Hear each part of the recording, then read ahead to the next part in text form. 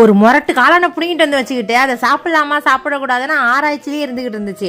அதுக்கான வேலை இன்னைக்கு வந்ததால் காலையிலேயே இந்த வேலையை ஆரம்பிச்சாச்சு. நல்ல சத உள்ள காளான், அந்த கீழே தண்டு பகுதி மாதிரி இருக்குல்ல, அது போடலாமா போடக்கூடாதுன்னு தெரியல, அதனால ஒட்ட அதை கட் பண்ணியாச்சு. இது அப்படியே துண்டு துண்டா கட் பண்ணும்போது நம்ம பன்னீர் கட் பண்ணுவோம் அதே மாதிரி தான் இருந்துச்சு. சூப்பரா இருந்துச்சு. அதை கட் பண்றதுக்குமே ஃப்ரெஷ்ஷான காளான் இல்லையா. இந்த காய்கறி பழம் கீரை இதெல்லாம் ஒரே வெரைட்டி தான் இருக்கும். இந்த காளான்ல மட்டும் எது நல்ல காளான் கெட்ட காளான்னு கண்டே பிடிக்க முடியல. எதா இருந்தாலும் பெப்பர் பாரு பெருசாகவும் இருக்கு, குட்டி குட்டியா கடையில வைக்கிற மாதிரி நம்ம வீட்டு வைக்க பொருளுமே முளைச்சு கிடக்கு. அதனால இதெல்லாம் வந்து விபரீத முடிவு எடுக்கவே கூடாது.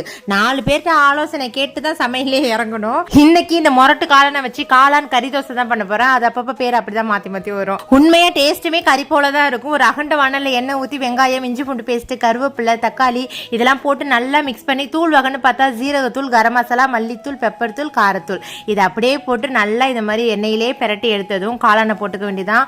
முக்கியமான குறிப்பு உப்பு போட்டுக்கணும். அதை விட முக்கியம் தண்ணிங்கிறது ஊற்றவே கூடாது. அதிலே ஊறி இந்த அளவுக்கு கிரேவி மாதிரி சூப்பராக வந்துடும். அவ்வளோதான். குடும்ப தலைவர்கிட்ட ரோஸ்டா கல் தோசைன்னு கேட்டேன். கல் தோசையே ஊற்றலைக்கே அப்படின்றதால் இந்த அளவுக்கு கல் தோசையை ஊற்றி அடமழை பெஞ்ச மாதிரி காளான் கிரேவி நல்லா அட்டை போல தட்டி வச்சுட்டேன். அதை திருப்பி போடும்போது செம சூப்பராக இருந்தது. டேஸ்ட்டுமே அட்டகாசமாக இருந்துச்சு. உங்களுக்கு காளான் கிடைச்சா இதே போல் ரோஸ்ட் போட்டு இல்லை கல் தோசை போட்டு கொடுங்க, செம்மையாக இருக்கும்.